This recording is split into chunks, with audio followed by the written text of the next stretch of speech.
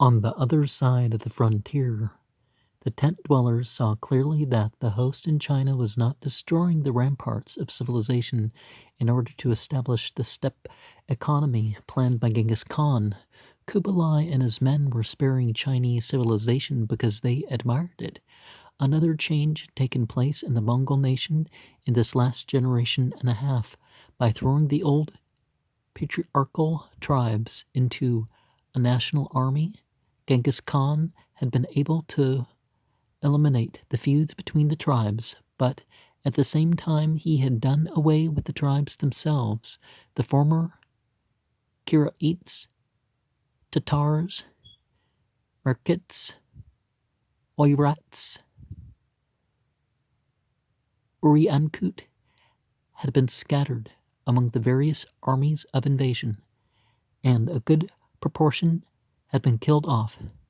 The survivors felt themselves bound, not by the ancient clan ties, but by loyalty to the individual members of the house of Genghis Khan, who commanded them.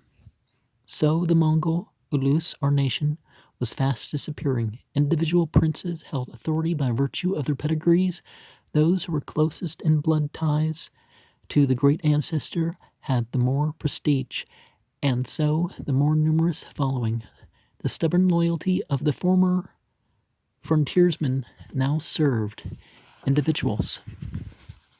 Genghis Khan had been able to transform the steppe dwellers into an invincible mechanism of conquest, but he had not been able to foresee a change in the character of the Mongols themselves.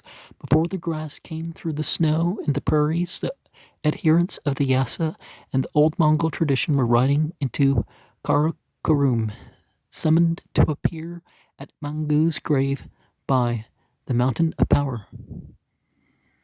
They were urging on the little man not to yield the khanship to Kubilai, a renegade who had ceased to be a nomad. Couriers came in from Birkai at the Golden Horde and from Kaidu offering support to the youngest brother. Princess Kutuktai championed him, and Mangu's 3 sons swore fealty to him. Chieftains and Noyans of the house of Ogadai, at feud with the house of Tului, journeyed toward the headwaters of the prairies to support him. Alamdar brought him a portion of the army. Excellently informed of this, Kubilai acted without hesitation, patching up a truce with the Sung dynasty beyond the Yangtze. He ordered his banners northward to the homeland. In June 1260, before he reached the edge of the desert, he called for a Kubilai to be held in his pleasure city of Shangtu, and there, surrounded by the officers of his army and Chinese officials, he had himself proclaimed Khan of the Mongols. This election, held in a city of China, attended only by the left wing of the army, defied the law of Genghis Khan. When word of it reached the Mongol homeland, Arik Buka's supporters held a Kubilai in the traditional spot by the waters of Kerulan. They named the little man emperor to succeed his brother Mangu, and tidings of the dual election sped to the west and southwest. In the steppes of Russia, Birkai knew that the civil war in Mongolia would free him from the overlordship of any Khan, and he turned his forces at once against Hulagu. In this way, in the early summer of 1260, began the civil war that was to last for 40 years and to divide the Mongol Empire beyond any hope of unification. Neither Kubilai nor Arik Buka had designed it. They did no more than drift with the forces already too strong to be altered by the will of one man. Kubilai lost no time in advancing with his veteran Tumans of the left wing and the Chinese against the reigning city of his people, where the keeper of the hearth awaited him. Taking the offensive at once, he kept it, first driving out contingents of the Mongol armies in Shensi that had been Mangu's. He moved to the south of Karakorum. Arik Buka's levies of the steppes were in no condition to oppose an active army like this. They retreated west to the tribal lands that had been Seir Kuktiti's. This began a kaleidoscope of the swift Mongol maneuvering in which the armies attacked and retreated without decision, as in the western campaign between Hulagu and Birkai. Such veteran armies could not be surrounded or made to give battle at disadvantage. Kubilai, however, withdrew from Karakorum to the great metropolis of Yenking.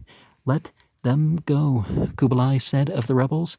They have lost their senses now, but they will be wiser later. To Arek Buka he sent word that he trusted in his brother's faith and expected him to come in to yield himself before it was too late.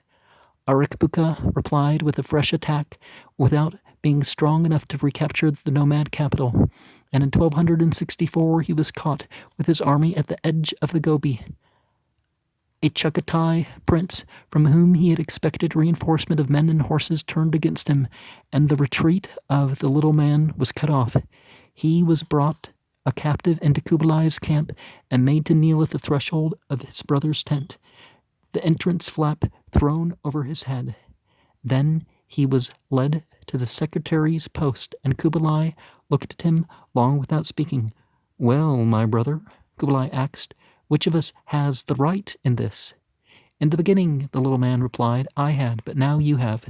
Kubilai spared his life and let him go free within the Ordu.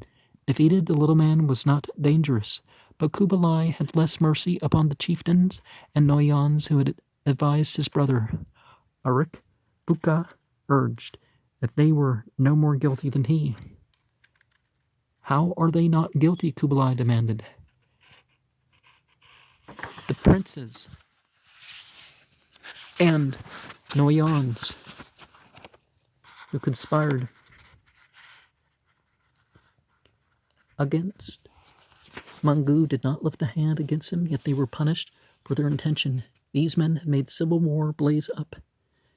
So he said, but he must have realized, because he did not try to deceive himself, that he had broken the Mongol law as much as the 60 officers he was condemning. He had merely had the greater force to prevail over them.